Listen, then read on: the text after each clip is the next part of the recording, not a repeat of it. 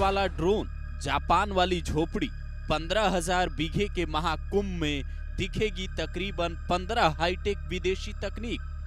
सड़क पर जाम traffic police हटाती है। संगम में महाजाम उमड़ेगा तो कैसे मैनेज होगा? जानिए क्या है रिवर ट्रैफिक प्लान। ये तारीखें कर लीजिए नोट। इस दिन गंगा नहाए तो सीधा मिलेगा मोक्ष। 72 युगों तक नहीं होगा आपका पुनर्जन्म। ये तस्वीरें यूपी के प्रयागराज की हैं। एक ड्रोन को पाइप के सहारे पानी में उतारा जा रहा है। नदी में जाते ही वो अपनी स्पीड से गोते लगाता है।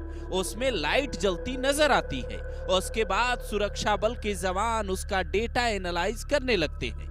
अगर पानी के अंदर किसी दुश्मन ने कुछ छिपाया होगा या खुद छिपा होगा तो उसका पता मिनटों में चल जाएगा। फिर पानी में उतरकर कमांडो उसका काम तमाम कर देंगे। अगर कोई श्रद्धालु पानी में डूब रहा होगा तो उसके लिए एक अलग ड्रोन का इंतजाम किया गया है जो तय लोकेशन पर पहुंचेगा।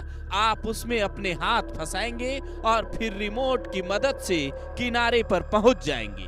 दर्जनों वाटर स्कूटर भी आपको संगम में तैरते दिखेंगे। यहाँ तक कि 6,000 से ज्यादा चप्पू वाले नाव आपको संगम में चलते दिखेंगे। जिसके बाद सवाल ये उठने लगे हैं कि अगर नाव आपस में टकराई या भीड़ के दौरान कोई हादसा न हो, इसके लिए क्या इंतजामात किए गए हैं। तो जरा वो भी सुनिए, फिर बताते हैं किस दिन गंगा स्नान करने से सीधा मोक्ष की प्राप्ति होगी।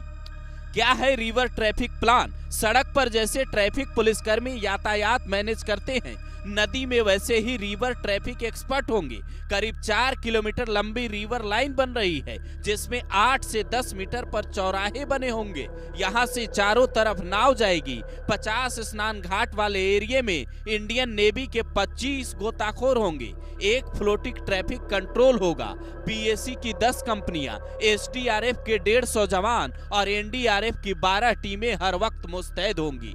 गोताखोरों के पास ऑक्सीजन की कमी न हो, इसके लिए पोर्टेबल ऑक्सीजन कंप्रेशन मशीन मंगवाई गई है जिसकी मदद से संगम किनारे ही ऑक्सीजन सिलेंडर भर लिए जाएंगे।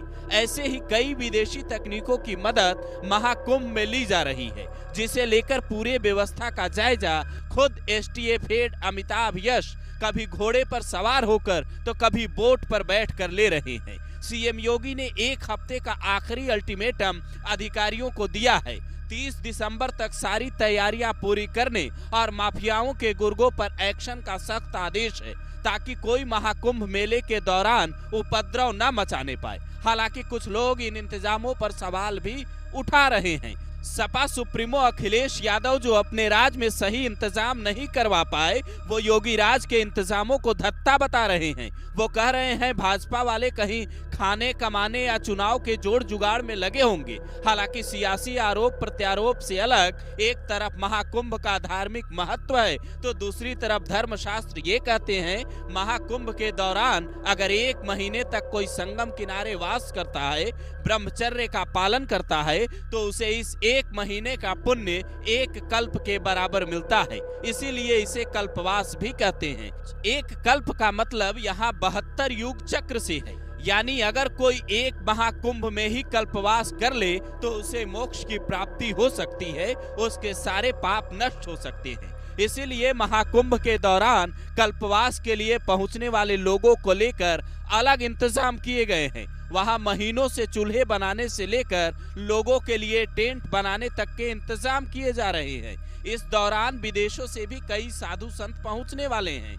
आपने जो ड्रोन की तस्वीरें देखी वैसी ड्रोन अक्सर पाकिस्तान में होती है, जबकि जापान से एक ऐसा सिस्टम मंगवाया गया है जिसमें 150 रुपए में आप 1 घंटे तक रह सकते हैं। उसमें आपको अंदर एयर कंडीशन से लेकर तमाम सुविधाएं मिलेंगी। ऐसी कई विदेशी तकनीकों की मदद से इस महाकुंभ को भव्य और दिव्य बनाने की तैयारी है ताकि विदेशों से भी जो संत और श्रद्धालु आए वो 7 समंदर पार तक भारत के दिव्य और भव्य महाकुंभ की कहानियां सुनाएं। तमाम तस्वीरों को देखने के बाद आपको ये इंतजामात कैसे लगे कमेंट कर जरूर बताएं, क्योंकि सवाल सनातन सभ्यता की प्राचीन जड़ों को फिर से भव्य बनाने का है जो योगी राज में हो रहा।